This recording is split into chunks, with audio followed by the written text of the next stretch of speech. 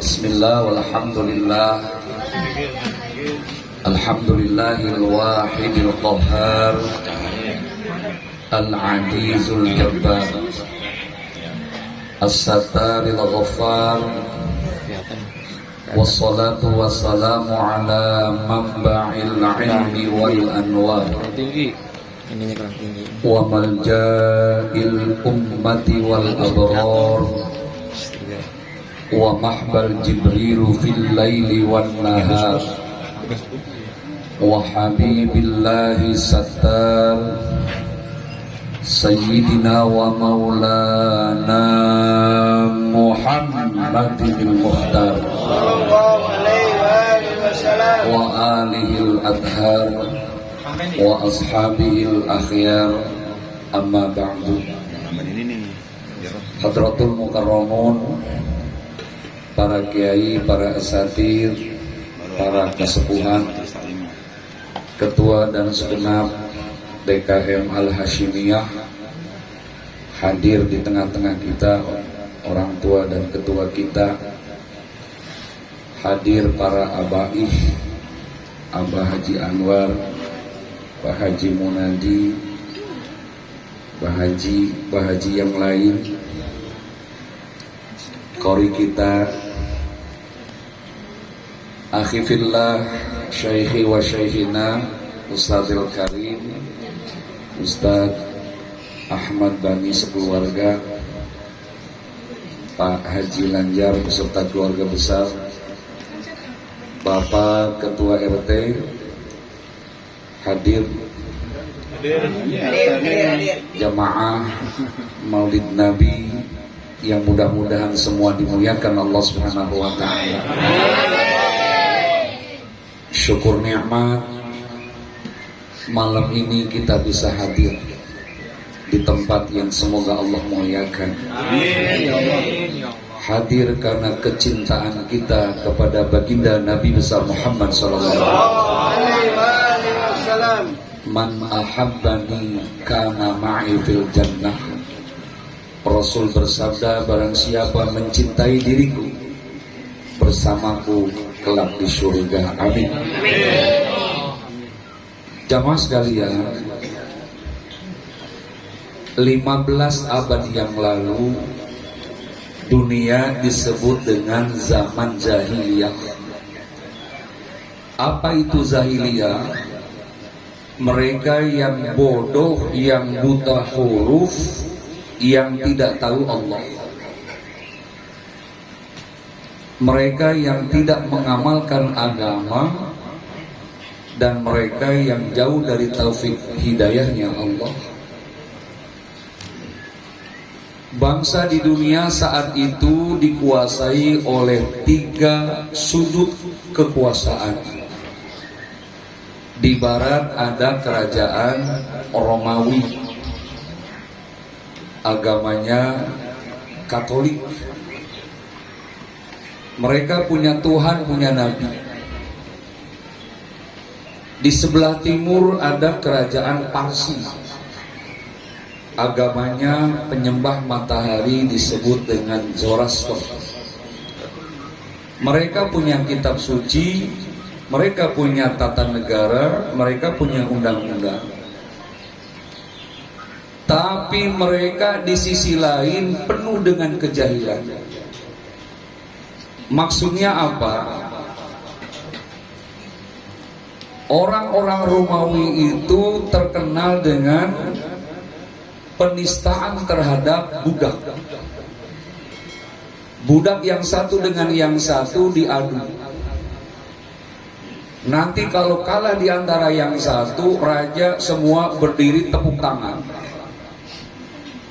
Kadang-kadang budaknya diadu dengan binatang. Diadui dengan singa, harimau, dengan banteng.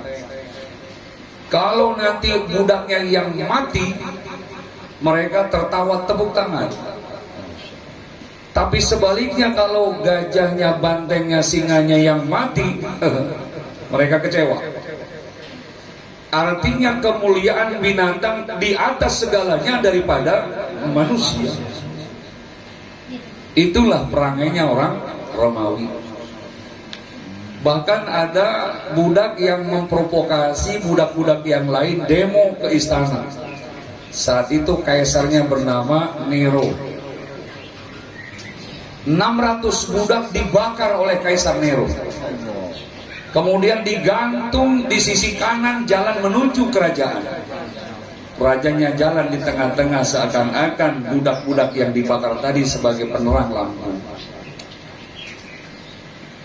Mereka jahil, padahal mereka punya agama, mereka punya kitab suci yang terkenal dengan Perjanjian Baru atau disebut dengan Bible. Kerajaan Parsi juga sama. Hukum berlaku hanya untuk rakyat biasa. Untuk raja, keluarganya, sahabatnya, kerabatnya, temannya tidak berlaku. Kira-kira ada orang yang berteman sama cucunya raja, walaupun melakukan kesalahan sebesar apapun tidak dihukum. Tapi rakyat melakukan kesalahan langsung digantung, dihukum. Itu kerajaan Parsi. Dua kerajaan timur tadi, Parsi dengan barat Romawi, di tengah-tengah ada Jazirah Arab. Jazirah Arab lebih parah dari mereka, jahilnya murokabun. Mereka nggak punya Tuhan, nggak punya agama, nggak punya sistem perundang-undangan. Semuanya asal mau manusianya bisa terjadi. Fatrah ditinggal Nabi Isa hampir 475 tahun, tidak ada Nabi Rasul, tidak ada ulama, kiai, tidak ada ustaz. Bagaimana mereka untuk mencari sandaran hidup dalam kehidupan? Jahiliyahnya orang Arab lebih parah dari Romawi, lebih dahsyat daripada Parsi. Politiknya hancur, ekonominya babak belur, budayanya nggak punya moral. Orangnya senang berkelompok, bersuku-suku, bergolong-golongan. Mekah kota kecil, sukunya sampai 113 suku kelompok. Kalau nanti suku yang ini, kelompok yang ini, untanya makan rumput ke kelompok yang lain tanpa izin, bisa perang. Bahkan satu waktu ada yang datang bertamu ke kota Mekah bawa untanya dipanggang sama anak-anak muda Mekah. Itu tamu kemudian pulang mengajak masyarakatnya perang, disebut dengan perang Fijar. 40 tahun perang gara-gara untanya digulai, gara-gara untanya disate. 40 tahun mereka perang. Dan Rasul waktu itu umur 13 tahun sudah membawakan panah pamannya Abu Thalib. Kondisi jahiliyah seperti itu Allah turunkan Kanjeng Nabi Muhammad sallallahu alaihi wasallam. Wa ma arsalnaka illa rahmatan lil alamin. Tidaklah aku utus Muhammad bin Abdillah ke alam dunia kecuali rahmat untuk alam semesta. Apa itu rahmat, Ustaz? Rahmat itu kebaikan. Jadi kalau Bapak pengen punya mantu baik, cari namanya rahmat. Rahmat itu bagaimana mencapai manusia menuju puncak kebaikan. Itulah Rasulullah. Beda dengan Nabi Adam sampai Nabi Isa, Allah utus hanya untuk kaumnya saja. Nabi Adam hanya untuk negaranya toh. Nabi Nuh hanya untuk kampungnya saja. Nabi Ibrahim cuma di Palestina. Nabi Musa di Mesir. Nabi Isa di Nazran. Tapi Nabi Muhammad SAW untuk mencapai bagaimana menyampaikan rahmat sealam semesta. Makanya syukur 23 tahun Islam sudah ke seantero jagat alam raya. Kita kenal waktu Khalifah Ali bin Abi Thalib. Beliau punya teman yang gagah hebat, seorang pahlawan mujahid namanya Tariq bin Ziyad. Beliau menyebarkan Islam sampai ke daratan Eropa melalui Laut Gibraltar. Berhentilah di sebuah kampung membuat komunitas. Tariq bin Ziyad datang ke daratan Eropa bawa kapal laut dan teman-temannya. Sesampainya ke pinggir laut, kapalnya dibakar. Kata sahabat-sahabatnya, kenapa Tariq bin Ziyad dibakar? Apa jawaban beliau? Di belakang ada lautan. Kapal kita sudah hangus, di depan ada musuh Allah. Tinggal pilih. Ke belakang renang pasti mati. Di depan kalau kita ikhlas mengharap ridha Allah untuk berjihad di jalan Allah, insya Allah Allah memberikan kemenangan buat kita. Berangkatlah Tariq bin Ziyad. Alhamdulillah masuk Islam ke daratan Eropa. Dia buat kampung namanya Andalusia, membuat masjid besar namanya Cordova. Semua ilmu berpusat ke Andalusia. Amerika masih tidur, Australia masih ngorok, Belanda, Perancis masih ketinggalan. Mereka berduyun-duyun datang ke Andalusia belajar ilmu agama, belajar ilmu dunia. Cordova melahirkan ulama-ulama terkenal dari Al-Farabi, Ar-Razi, Ibnu Sina, Ibnu Khaldun, dan orang-orang yang hebat dari ahli kedokteran, ahli fisika, ahli kimia. Islam yang mengawali. 800 tahun bercokol di Andalusia. Biasa orang Islam kalau udah banyak duit lupa ke masjid, lupa ngaji, terbuai dengan harta pangkat jabatan. Ternyata mereka musuh Allah, ngintip. Akhirnya diserang dari 3 penjuru. Amerika datang dengan pasukannya dipimpin oleh Lionheart. Dari Prancis datang pasukannya dipimpin oleh Barbarossa. Dan dari Belanda dipimpin oleh Ratu Isabella. Diseranglah Andalusia. Masjid besar Cordova habis, hangus, hancur, bahkan diganti dengan gereja katedral. Ulama-ulama dari Al-Farabi, Ar-Razi, Ibnu Sina, Ibnu Khaldun digantung di lapangan, dihabisi semua. Penghafal-penghafal Al-Quran habis. Bahkan dulu ketika ada sekolah di Barcelona, sekolah di Cordova, itu guru-gurunya dirumahkan, ada apartemennya, namanya perumahan Baroklana. Allah berikan keberkahan kepada kami. Dan mahasiswa murid-muridnya diberikan juga tempat tinggalnya, diberi nama Al-Madarij. Andalusia kota yang hebat. Begitu mereka kuasai, diganti namanya dengan Spania menjadi Spanyol. Al-Madaris tadi perumahan anak-anak murid mahasiswa diganti dengan Real Madrid, dan Baroklana diganti dengan Barcelona, yang melahirkan pemain bola dunia namanya Lionel Messi. Pindah ke PSG dengan Ronaldo, juga berteman dengan Neymar. Kemarin 2-1 lawan Liverpool. Mudah-mudahan nanti kalau Liverpool main lagi menang. Jamaah yang dimuliakan oleh Allah, begitu jahiliyah tadi, Rasul datang di tengah-tengah untuk meluruskan manusia yang tidak beradab. Budak-budak tadi kata Islam boleh dimerdekakan kalau dia bisa ditebus. Orang-orang yang membunuh yang tidak sengaja boleh dengan bayar diah. Orang-orang kaya harus diambil zakatnya 2,5%. Orang-orang fakir miskin harus disantuni, anak-anak yatim harus disantuni, mamahnya yatim harus dikawini. Siap. Anak mana nih ceramah? Siap. Oh, bisa ke situ larinya ya? Ya kan sudah. Iya sih. Prakteknya susah. Jamaah yang dimuliakan oleh Allah, bisa kebayang jahiliyahnya orang Arab. Masya Allah. Sampai-sampai mereka punya pikiran kalau punya anak perempuan harus dibunuh hidup-hidup karena akan menghancurkan perekonomian rumah tangga. Dia bilang kalau punya anak perawan mah anak gadis ngerugiin. Kenapa? Banyak biayanya. Pakaiannya lebih mahal daripada anak laki. Begitu mereka pikirannya.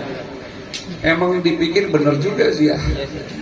Saya kan anak ada yang perempuan juga, Masya Allah. Kalau sudah akil balik, orang tuanya kan harus menyediakan alat kecantikan. Betul nggak? Sampai-sampai kata orang, saya Ustadz separuh merek bedak apal gua. Dari Cempaka, Merah Bella, ada Cepu Wardah, ada Pon, ada Avon, ada Revlon, ada Sari Ayu, ada Tulji, Masya Allah. Tulji kan 3 seri, seri pertama harganya 1,8, seri kedua 1,2, seri ketiga 800.000, lantai 2 Carrefour Senayan. Carrefour sini mah nggak ada, kenapa yang datangnya orang sini? Gak laku. Gak laku. Ada yang beli. Orang Arab itu Masya Allah. Kalau suaminya meninggal, istrinya itu rebutan diwaris oleh anak. Coba. Kalau perempuan lagi haid, lagi kotor, tidak boleh tinggal di rumah, nggak boleh makan sama suami, nggak boleh nyampur sama keluarga, harus di luar. Makanya tiap malam perempuan jahiliyah ambak-ambakan banyak yang di luar-luar. Ada yang di Jalan Cengin, Dadap, Jalan Perancis, belakang Indosiar, Batang Genit, Hayang Uruk, Taman Lawang, Kolong Jembatan Merunda, separuh di JB. Kenapa tahu? Gua gaulnya sama Wahyu. Jangan mana dia. Ngajarin kan dia. Bandar. Ya gua apalin. Ternyata gua tanya. Ini kalau udah jam 10 ke atas berapa ya? Gocap ge.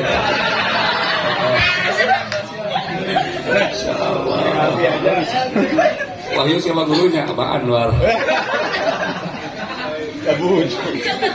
Subhanallah, itu Rasulullah. 13 tahun Rasulullah di Mekah, apa bicara iman? Belum. Baru berbicara pengenalan Tuhan. Yang selama orang Arab nyembahnya Tuhannya di matanya. Kan mereka makan bikin petekong, bikin patung, kan Tuhannya jelas nyata di depan.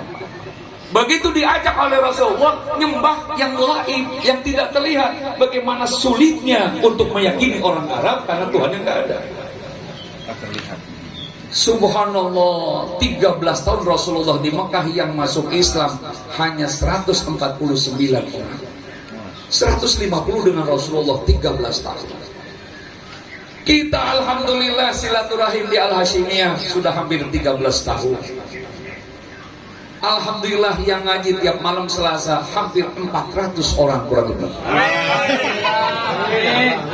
Sampai keluar-luar, sampai ambak-ambakan. Alhamdulillah. Dan ini nikmatnya Ustadz Bani, ini luar biasa nih. Rumahnya dipakai maulid, Masya Allah. Ini udah rahasia Allah ini. Kalau tahu begini gua tarik ke rumah gua. Alhamdulillah. Ya tadi sambutan ketua jahiliyah sampai sekarang kan masih ada. Udah biarin aja orang jahiliyah.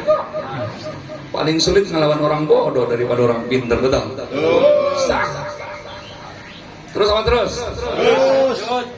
Masih apa kan urusan dia?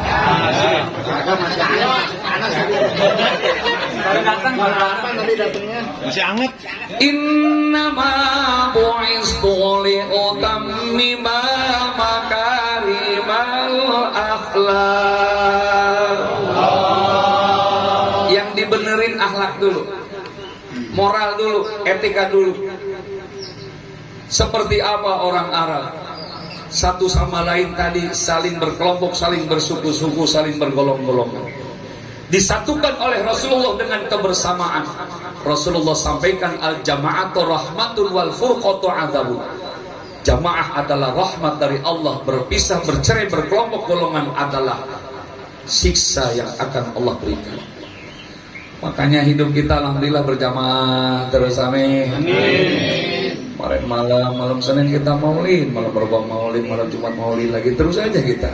Salaman lagi sama guru kita, ketemu mantan salaman, waduh Masya Allah, hikmahnya berjamaah. Padahal berkat kemarin malam Senin belum habis. Masya Allah. Yang nggak habis orang sekulkas. Hanya Ustaz kalau maulid alhamdulillah BBM berkat bulan maulid, alhamdulillah. Masya Allah, Maulid tahun ini Alhamdulillah sampai ke Kalimantan, Banjarmasin, Papua, Wamena, Bogor, Tasik, Ciamis, Alhamdulillah. Cuman belum ada yang ngundang. Kirain bener. Belum. Allah. Jadi yang diberikan oleh Rasulullah, yang diluruskan adalah akhlak. Orang Arab kan, waduh, makan aja makan, minumnya khamr, minuman keras. Jadi urusan ngedrink, keriping, ngeboat, bangsa minum Magadon, Champagne, wine, Martini, Columbus, Johnny Walker, Brandy, 007, udah biasa mereka. Makanya ketika ada sahabat Rasul yang masuk Islam tapi keadaan masih mabok, kata Rasul, biarin. Yang penting dia masuk Islam aja dulu, biarin. Satu waktu dia sholat mabok. Orang mabok sholat, Fatihah nggak jelas, tahiyat nggak jelas, takbiratul Allah, Alhamdulillah, Allah, mabok. Langsung turun ayat dari Allah. Kata Allah, la taqrabus sholata wa antum sukara. Jangan kalian mendekati masjid kalau kalian lagi mabuk. Apa di situ ada kalimat haram? Enggak. Belum. Disuruhnya supaya jangan dekat masjid dulu, jangan masuk masjid kalau kalian lagi mabok. Belum diharamkan di Mekah, belum. Akhirnya kata tukang mabok, waduh, gimana nih kita dilarang ke masjid? Sedangkan jam 12 harus ke masjid sholat zuhur, jam 3 harus sholat asar, jam 6 harus sholat maghrib, jam 7 harus sholat isya, terus kita tidur, jam 4 harus bangun sholat subuh. Kapan maboknya nih kita? Hanya mereka tinggalkan. Subhanallah. Ini yang namanya metode dakwah. Ini yang namanya manahij dakwah. Apa Rasul kira-kira lu mabok neraka? Enggak. Diluruskan dengan akhlak, dengan nilai-nilai moral dan etika.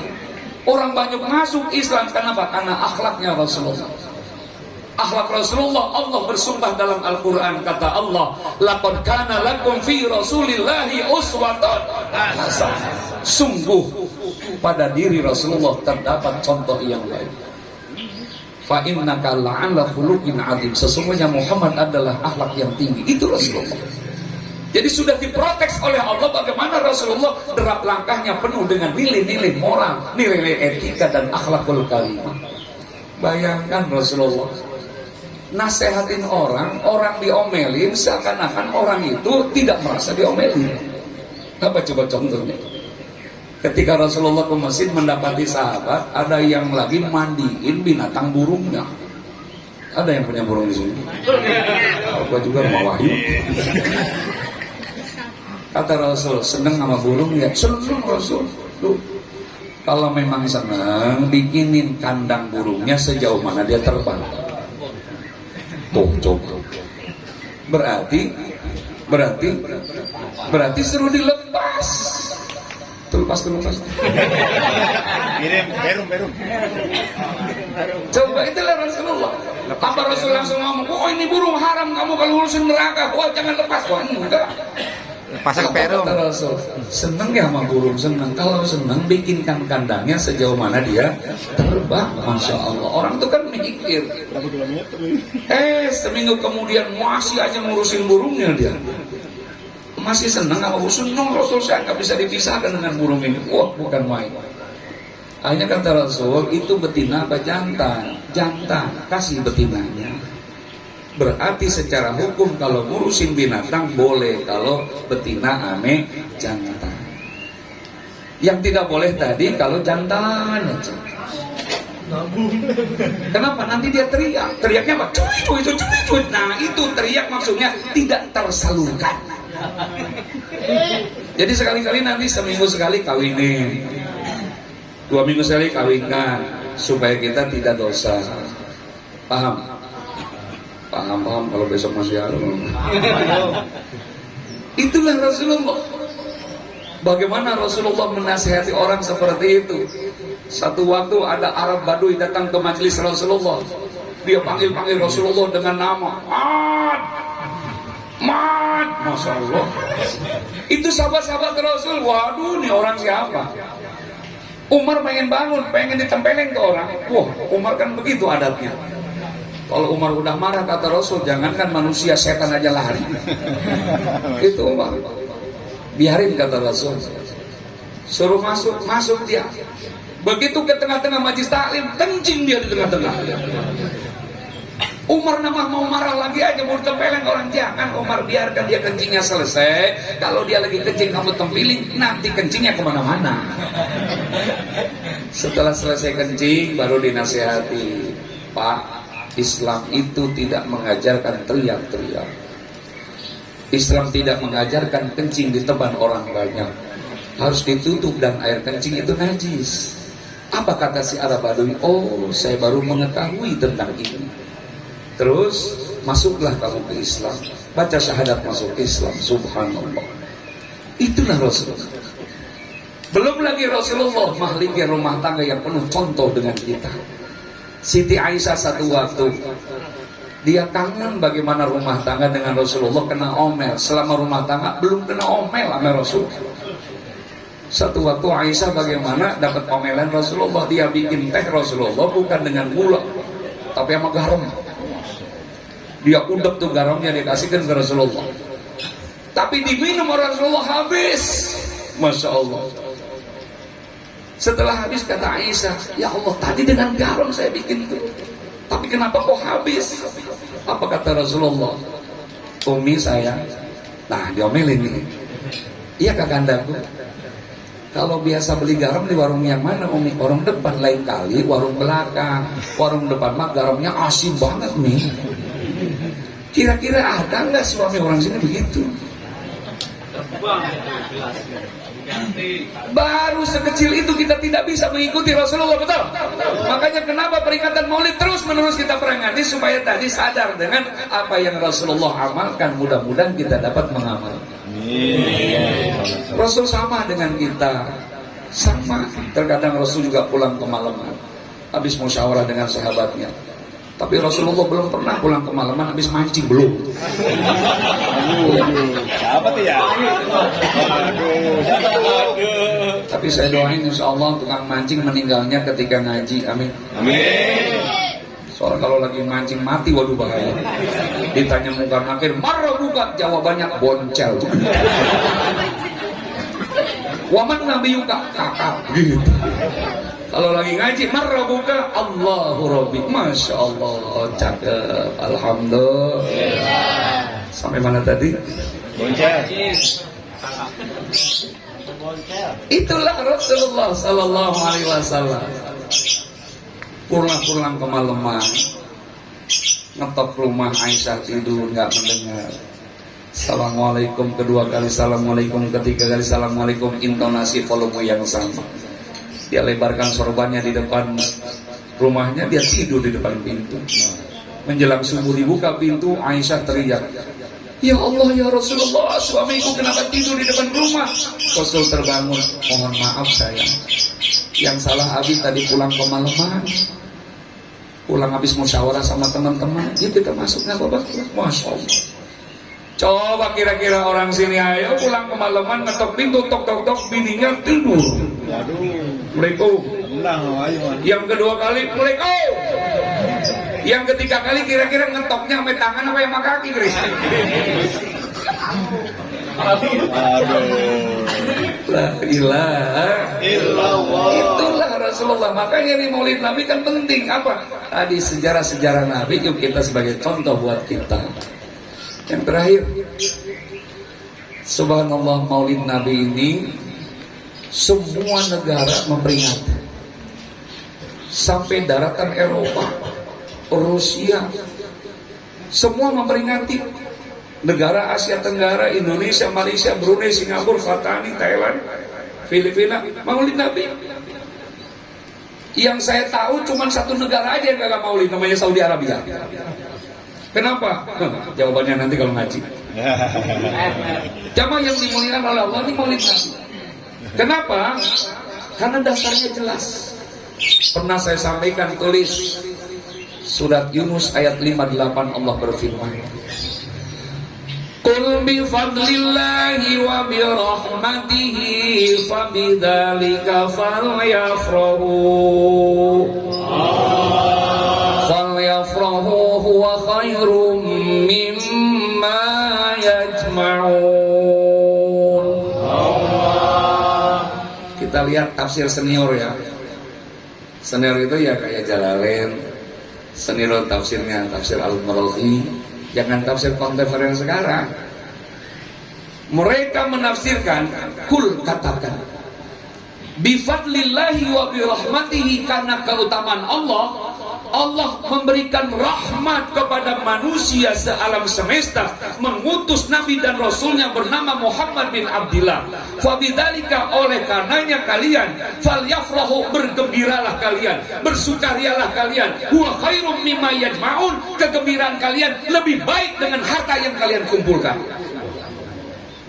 Ada orang yang punya mobil 3, mobil 2, punya perusahaan, punya rumah di sana sendiri, kira-kira dia tidak maulid Nabi, percuma di hadapan Allah.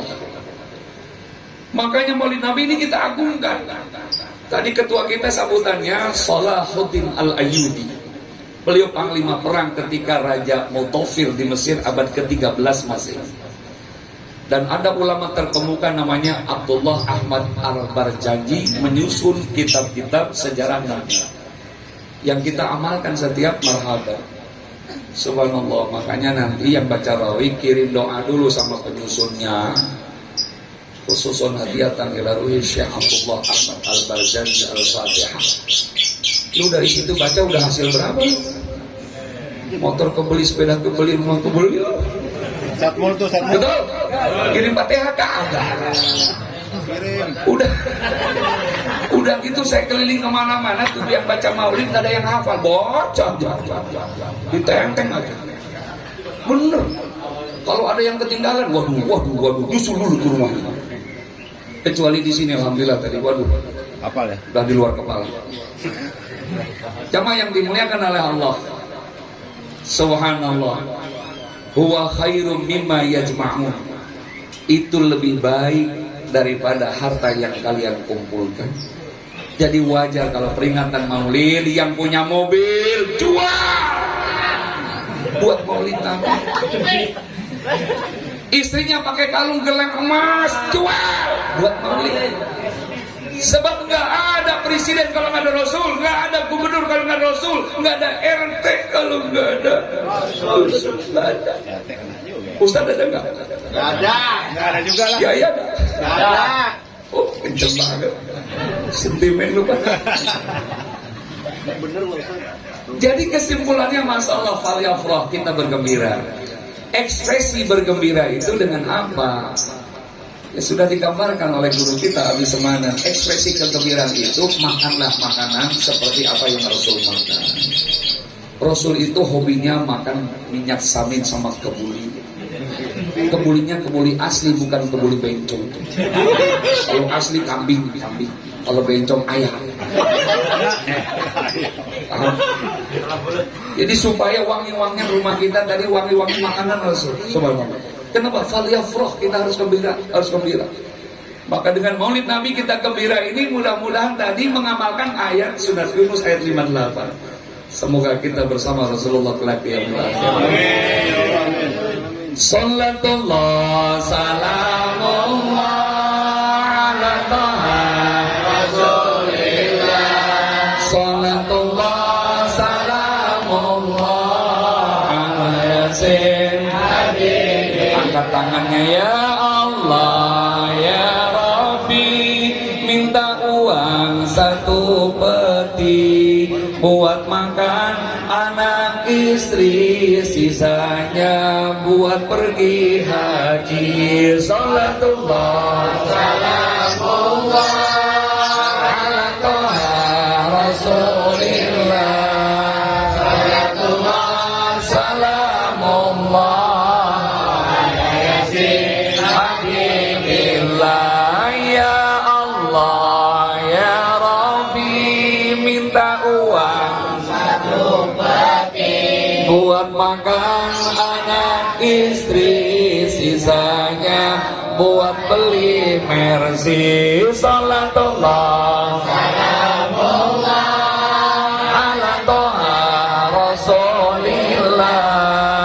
salatullah ala yasin ya Allah ya Rabbi minta uang buat makan sisanya buat bekal ngaji. Amin. Ngaji kira-kira nggak ada apa-apa ya, pasti ngantuk tuh. Burung pelatuk di pohon kopi makannya sebuntelan, mata ngantuk pengen ngopi bikinnya yang kintelan. Alhamdulillah. Kita doain yang nyumbang hartanya peringatan Maulid ini, kita yakin fatwanya Al-Imam Nawawi Ad-Dimashqi, barang siapa umat Islam yang bersedekah atas kelahiran nabinya, rizkinya tidak akan putus sampai Maulid tahun depan. Amin. Keceng nyumbangnya goceng.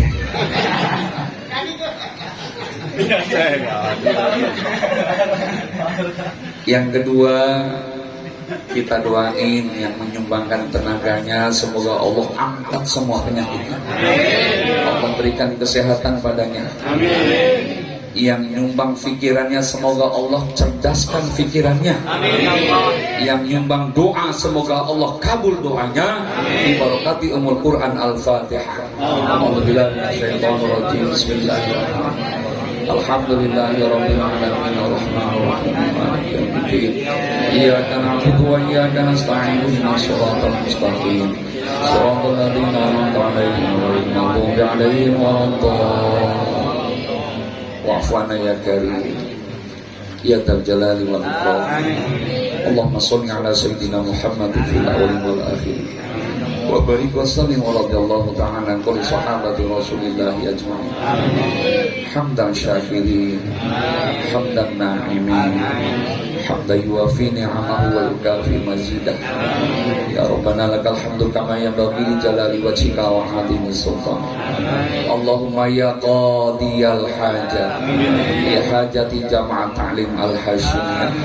Allahumma ya rafi'ad darajat, ya dafi'al baliyah, ya kafi'al muhimmat, ya muhillal muskilat, ya syafi'al amrad, ya mujibad da'wat. Rabbana taqabbal maqasidana li ziarah Makkah wa Madinah, li ada'i faraidil haji wal umrah wa ziarah ila maqbarah Rasulullah sallallahu alaihi wasallam.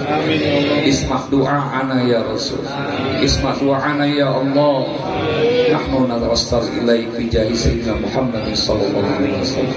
Rabbana taqabbal du'ana taqabbal ya karim. Rabbana atina fid dunya hasanah wa fil akhirati hasanah wa qina adzabannar. Wa sallallahu ala jamil anbiya'i wal mursalin walhamdulillahi rabbil alamin. Terima kasih, mohon maaf. Assalamualaikum warahmatullahi wabarakatuh.